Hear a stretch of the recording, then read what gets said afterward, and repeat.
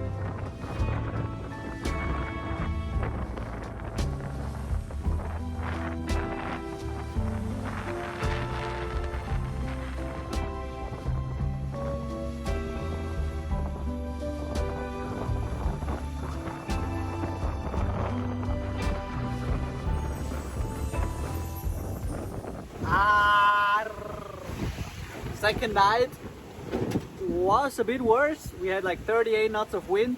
I lost my sunglasses because Greta's fault, like always.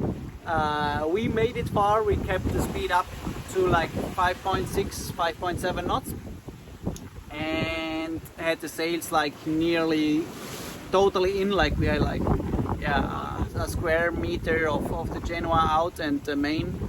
For a long time we went only with the main and we were still like going 6 knots. And we made some good distance. 30 miles left. Greta is excited. We are almost there. We have no idea what to expect of the island because we did not Google it or check anything out.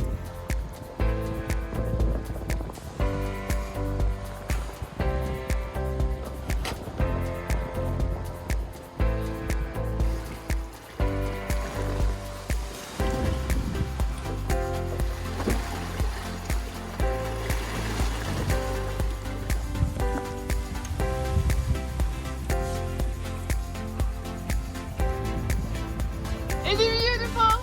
The water is amazing. Look at that color! I don't know if you can see it on camera, but probably not. It's just like beautiful and turquoise. And here is Matthew Town. We made it to the Bahamas. Good morning, everyone. Once we arrived to the Bahamas yesterday, we just literally fell into bed and slept. It was definitely not one of our longest passages. It was only about 300 nautical miles, so about 3 days of sailing. But it definitely required a lot of us. The amount of wind and waves were a little bit more than we expected.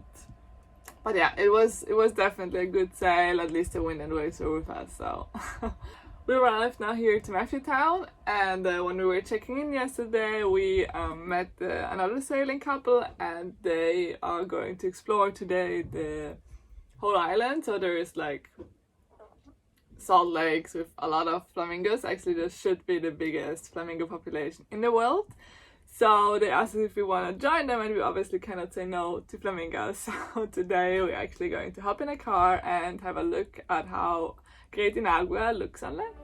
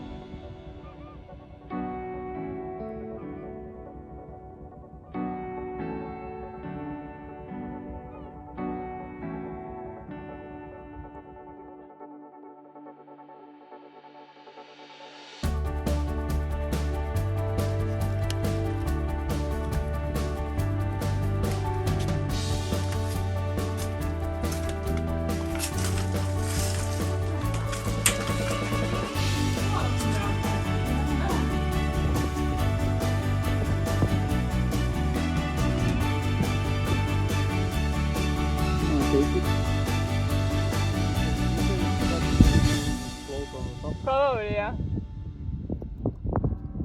Is it salty? Sweet.